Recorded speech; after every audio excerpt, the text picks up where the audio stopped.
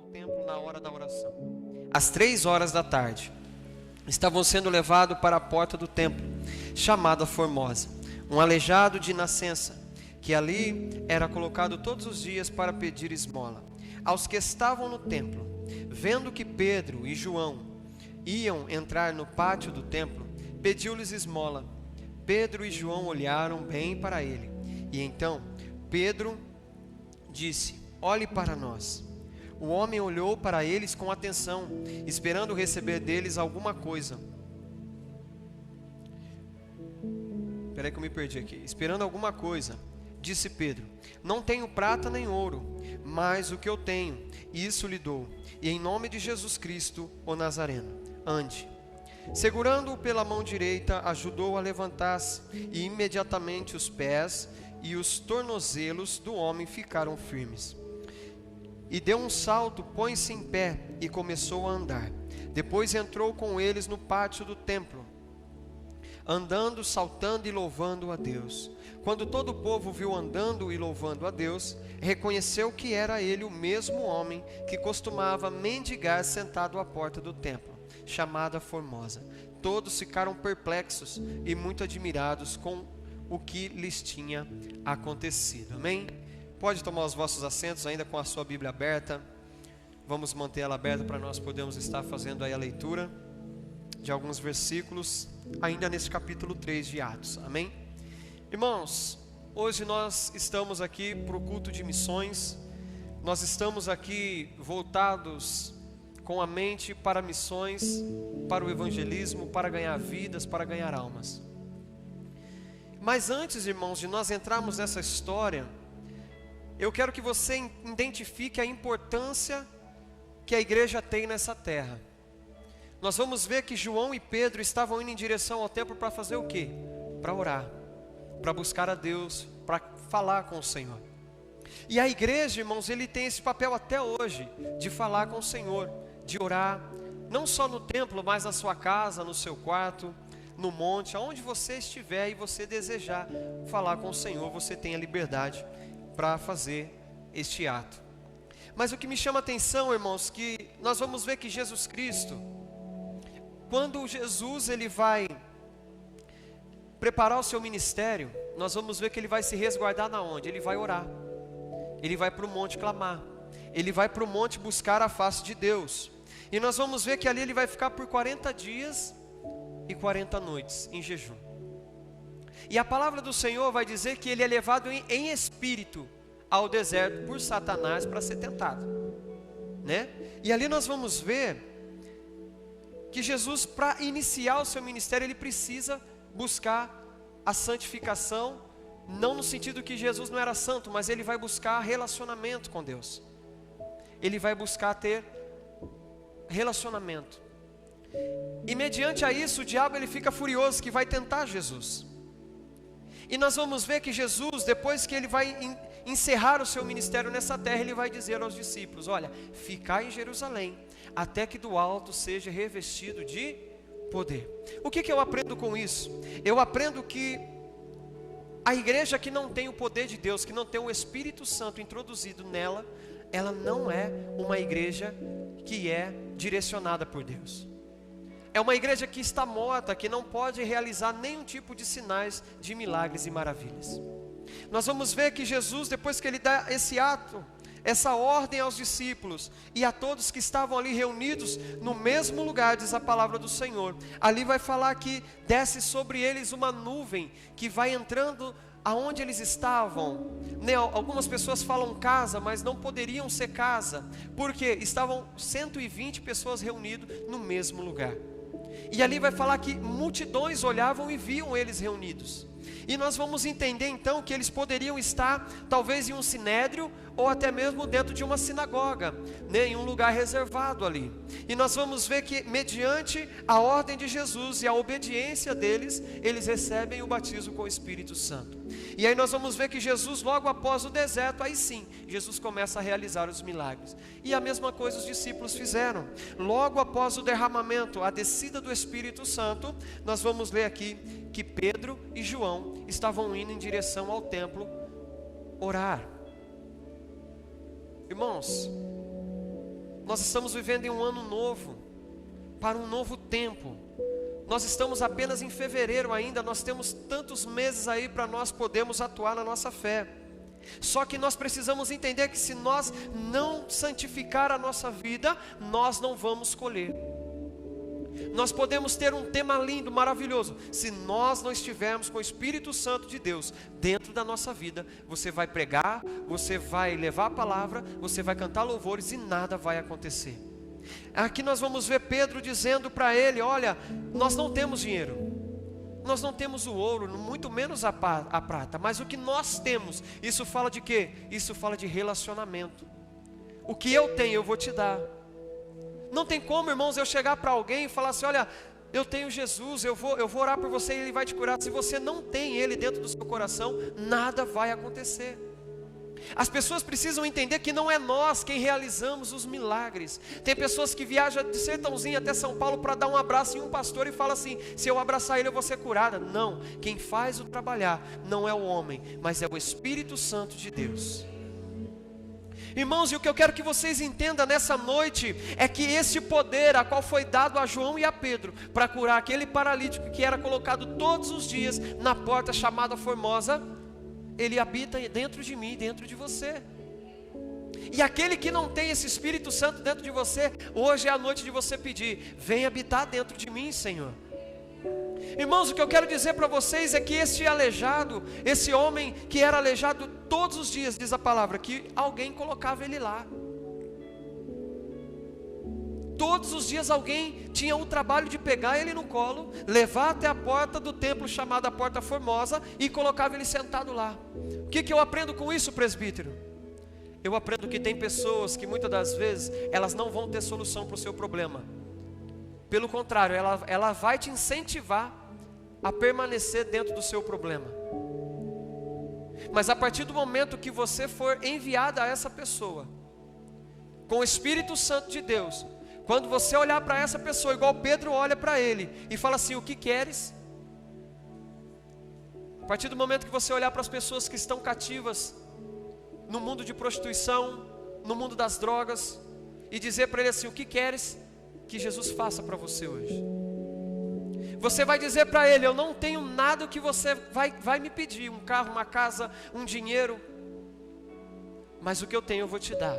Chama-se Espírito Santo de Deus. E a partir do momento que você recebe Ele, nunca mais você precisa mendigar nada, nunca mais você precisa sentar na porta desse templo para pedir nada, porque o Deus do ouro e da prata, Ele estará fazendo parte da sua vida. Irmão, uma igreja que é relevante, uma igreja que ela está cheia do poder de Deus, ela muda a história de pessoas. Talvez vai ter pessoas que leve você com o seu problema até onde você deseja, mas ela não vai mudar a sua vida e muito menos resolver o seu problema. Mas quando você se achega a pessoas, a homens de Deus, você vai ter a sua vida impactada e mudada totalmente.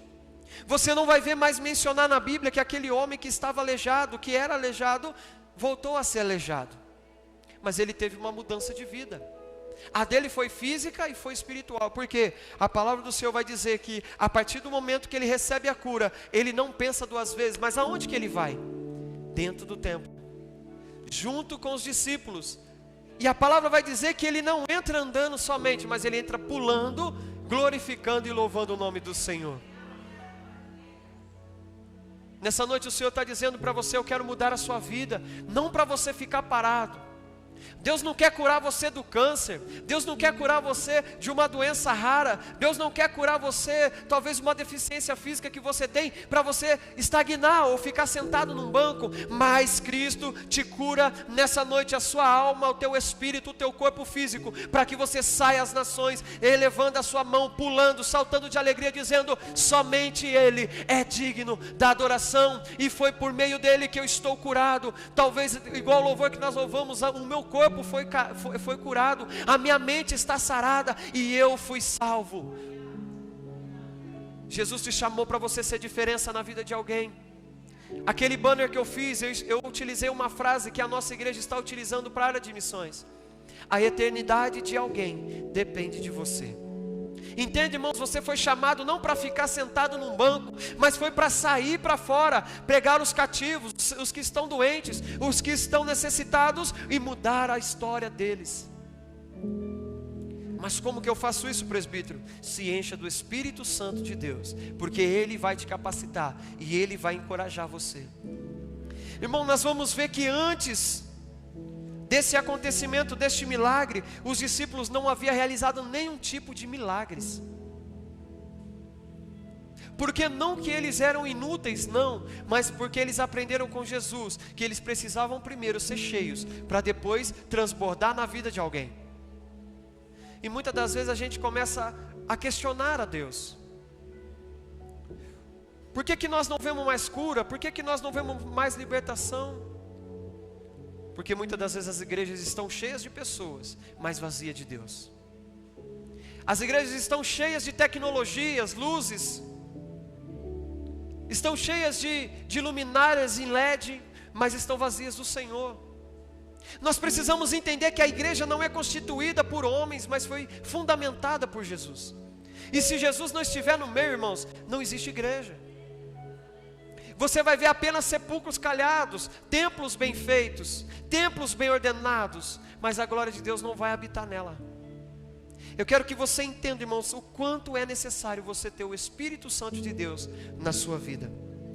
Versículo 11: E pregando e apegando-se o mendigo a Pedro e a João, todo o povo ficou maravilhado e correu até eles, ao lugar chamado Pórtico de Salomão. Vendo isto, Pedro lhes disse: Israelitas, por que isso os surpreende?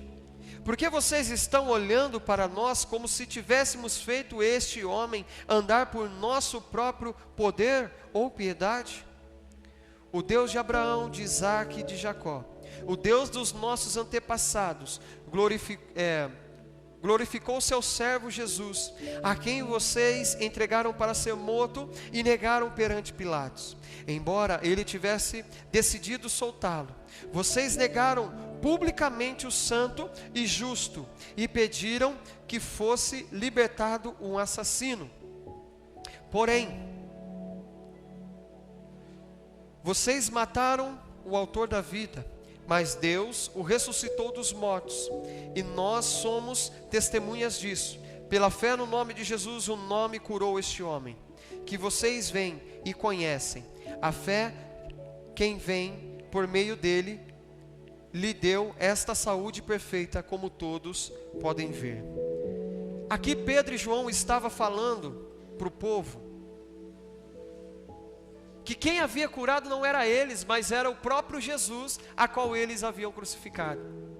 Aqui nós estamos vivendo em um tempo, nesse diálogo, onde Jesus recentemente havia sido crucificado e condenado pelos judeus, aonde recentemente zombavam-se, e Jesus era agredido, cuspido na sua cara, e quando ele deseja beber um pouco d'água, oferecem-se vinagre para ele.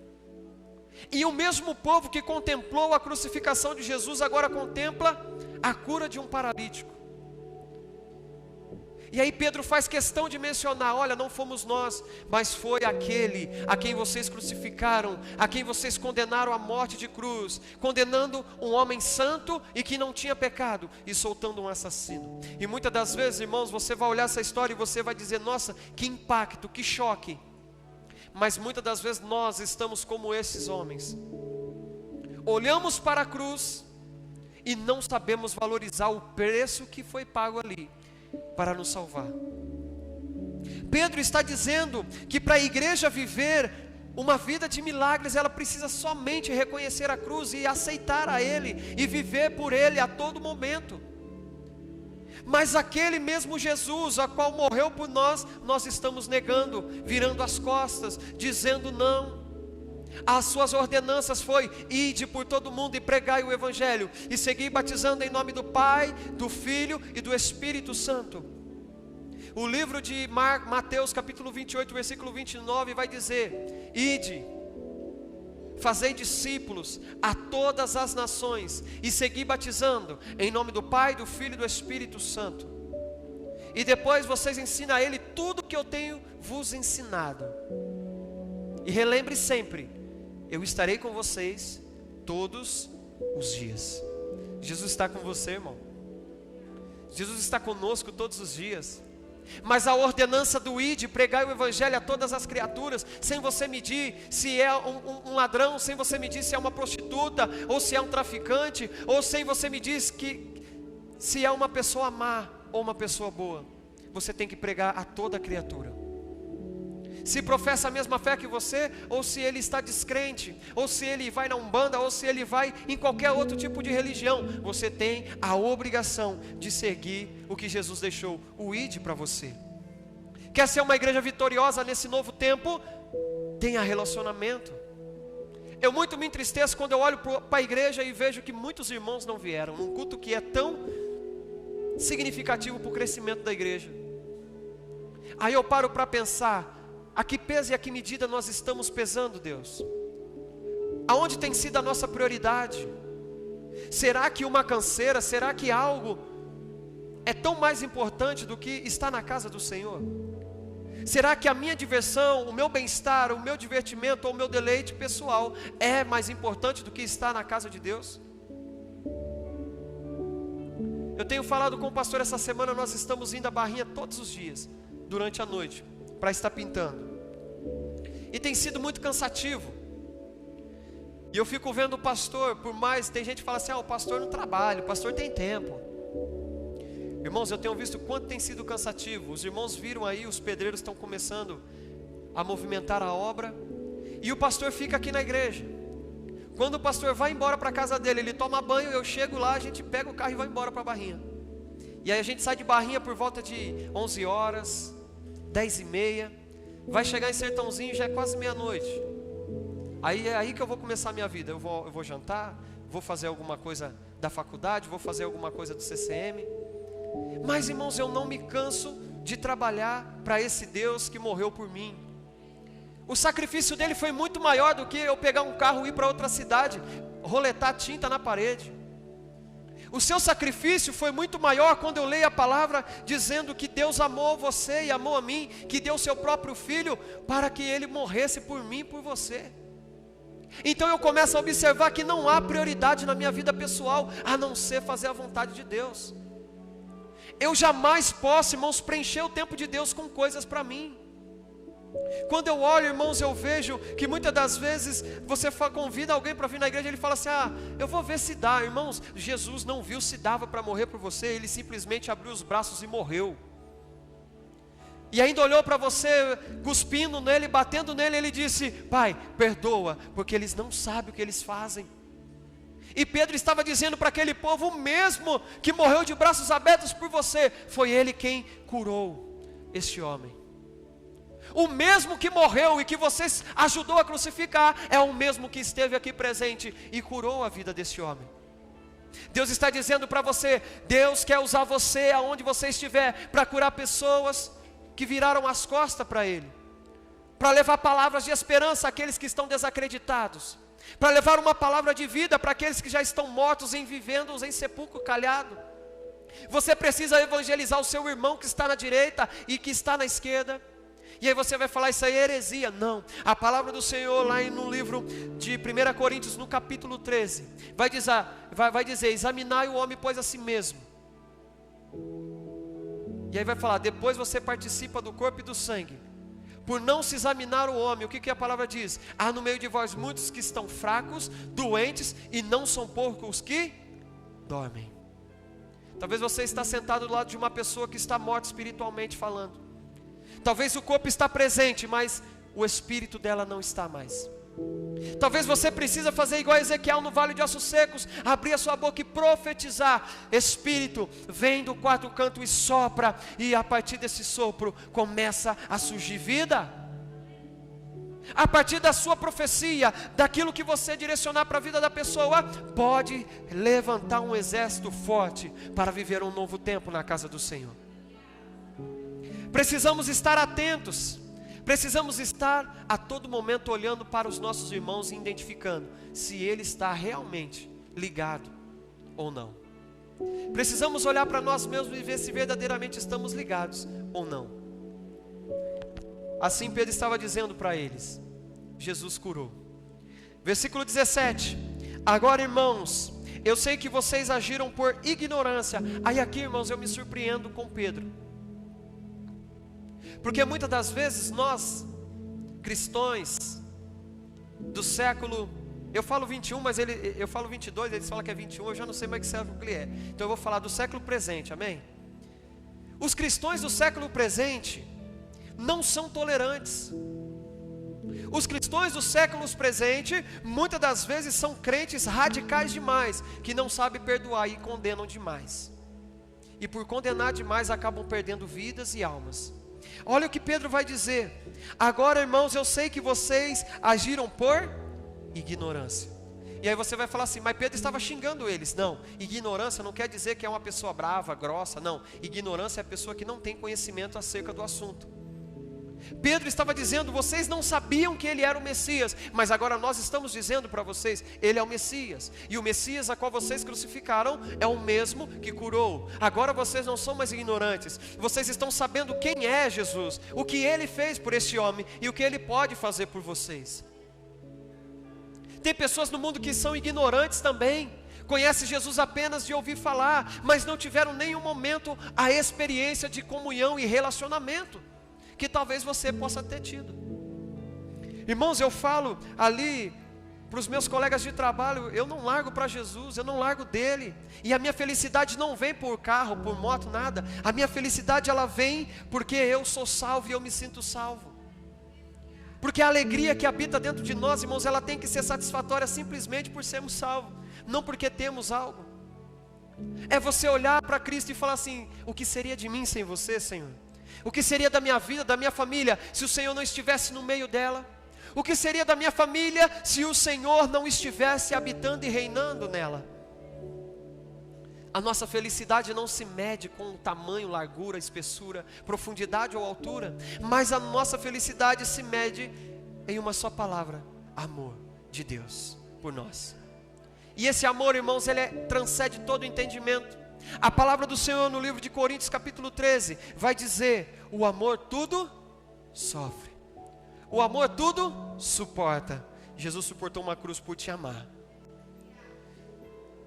Irmãos, e quando eu olho para a cruz eu não consigo ficar tranquilo e não me sentir constrangido por tanto amor. E muitas das vezes eu já me peguei dessa forma. A gente olha para a igreja, a gente olha para o culto e talvez nós estamos cansados e nós olhamos e começamos a medir. Hoje eu não vou. Hoje eu não estou muito bem, não estou. Irmãos, nós precisamos entender que esse tempo que nós temos aqui é único. Talvez amanhã você não tenha a mesma oportunidade de estar aqui.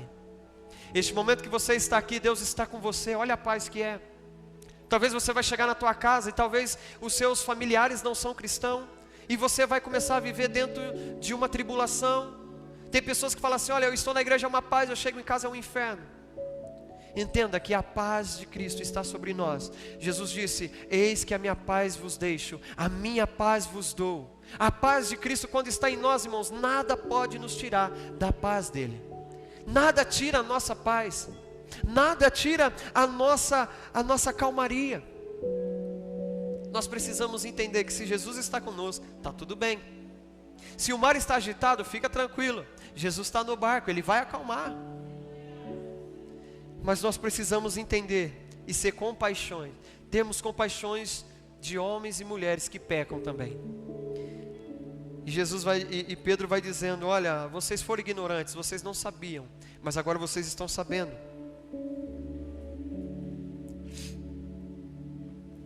Prosseguindo o mesmo versículo, bem como seus líderes, mas foi assim que Deus cumpriu o que tinha predito por todos os profetas, dizendo que o seu Cristo haveria de sofrer. Arrependam-se, pois, e voltem-se para Deus, para que os seus pecados sejam cancelados, para que venham tempos de descanso da parte do Senhor, e Ele mande o Cristo, o qual lhes foi designado, Jesus. É necessário que ele permaneça no céu, até que chegue o tempo em que Deus restaurará todas as coisas, como falou há muito tempo, por meio dos seus santos profetas. Pois disse Moisés: o Senhor Deus levantará dentre os seus irmãos um profeta como eu, ouçam-no em tudo que ele disser. Quem não ouvir esse profeta será eliminado do meio do seu povo. De fato, todos os profetas de Samuel em diante, um por um, falaram e predisseram estes dias. E vocês são herdeiros dos profetas e da aliança que Deus fez com seus antepassados. Ele disse: ressuscitado o seu servo, enviou-o primeiramente a vocês, para abençoá-los, convertendo cada um de vocês das suas maldades. Aqui, irmãos, nós vamos ver que o povo judeu, eles são um povo muito ligados ao Antigo Testamento. Na verdade, eles ainda estão vivendo dentro do Antigo Testamento, porque eles não aceitam Jesus como o seu Salvador. Eles não aceitam Jesus como o Messias. Eles esperam um ser que vai vir infiltrado na política para tomar o poder. Quando na verdade nós vamos ver que Jesus, a todo momento, ele não vai se envolver em política. A todo momento você não vai ver Jesus se importando, muitas das vezes, com os doutores da época. Mas em todo momento você vai ver Jesus contradizendo a eles. Quando Jesus está curando o paralítico ali na sua casa, com aqueles 4 amigos, desce ele pelo telhado, e ele fala assim: olha, os seus pecados foram perdoados. Aí os escribas, que eram os doutores da época, que eram os políticos da época, ali estavam os fariseus, os escribas, todos reunidos, os doutores da lei, e eles vão só pensar. A palavra vai dizer que eles razoavam em seu pensamento, ou seja, eles pensavam, eles não falavam, e Jesus ouvia tudo o que eles estavam pensando. E aí então, sabiamente, Jesus fala assim para eles: porventura, o que é mais fácil dizer, estão perdoados os seus pecados, ou levanta e anda? Sendo assim, Jesus então fala assim: então pega a tua cama e anda. Pode levar a sua cama embora. E ali eles ficaram olhando, e aquele homem se levanta do seu leito, pega a sua cama e sai andando. Jesus está dizendo: olha, eu vim para curar, eu vim para os enfermos, eu não vim para aqueles que são são. Aqueles que se julgam: ah, eu sou são, eu sei tudo, eu estou curado, eu não preciso. Jesus não veio para esses. É por isso que todos os dias nós temos que reconhecer que somos doentes, que somos fracos e que precisamos desse Jesus a todo momento. Sabe, irmão, Jesus está dizendo para mim e para você: eu vim para aqueles que me querem. Os que não me querem, eu vou fazer o quê? E Jesus quer usar você, aonde você estiver, no teu trabalho, na escola, na rua, no teu bairro, na tua vizinhança. Ele quer que você seja um propulsor de milagres ali naquele lugar. E agora o que mais me deixa intrigado, capítulo 4, versículo 4. Mas muitos dos que tinham ouvido a mensagem creram, chegando o número dos homens que creram perto de 5.000. Irmãos, muitas das vezes a igreja quer viver milagre dentro de 4 paredes, irmão. Deixa eu te contar um mistério: Jesus não vai realizar milagre para aqueles que ficam parados dentro de uma igreja. Você vai ver que todos os milagres, Jesus, ele não realiza dentro das sinagogas, mas ele vai realizando pelo caminho onde ele vai passando.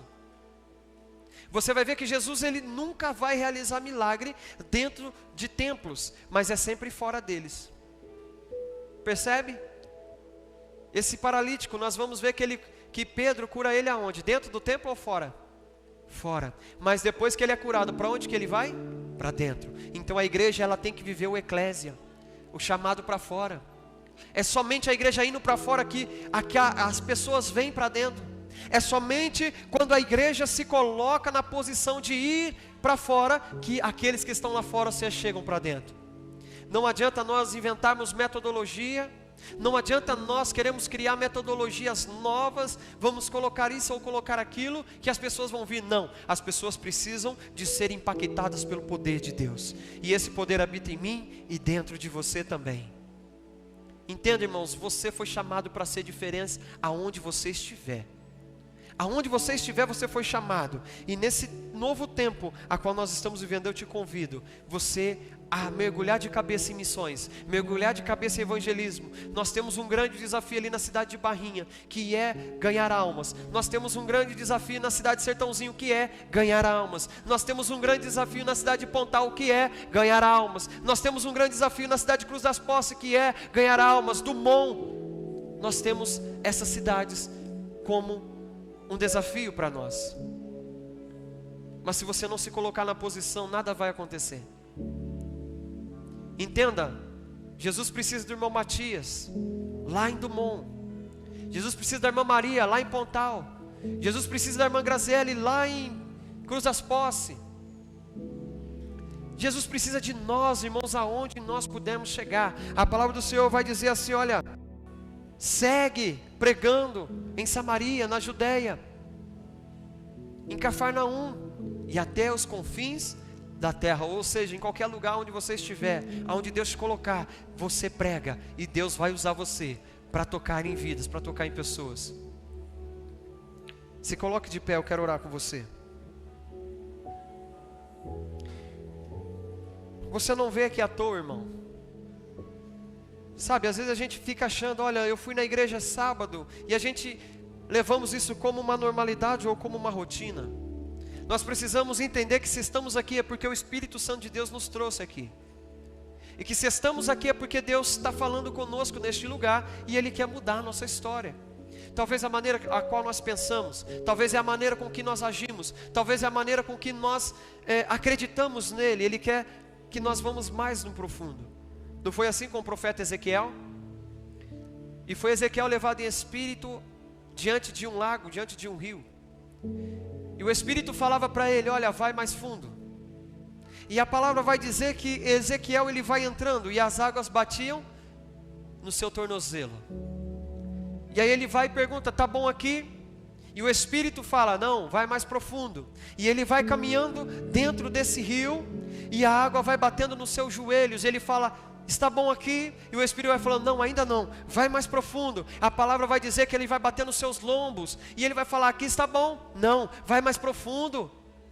E a palavra vai dizer que ele vai andando, até que as águas chegam nos seus ombros. E ele vai perguntar, aqui está bom? Fala, não, vai mais fundo, ainda está pouco. E a palavra vai dizer que ele vai caminhando até um momento que ele não consegue mais andar, porque a água está submergindo, mas ele tem que nadar. E é dessa forma que Deus quer que você vá mais fundo, para que você mergulhe na água do Espírito Santo de Deus, para que você não ande, mas que você nade nas águas do Espírito.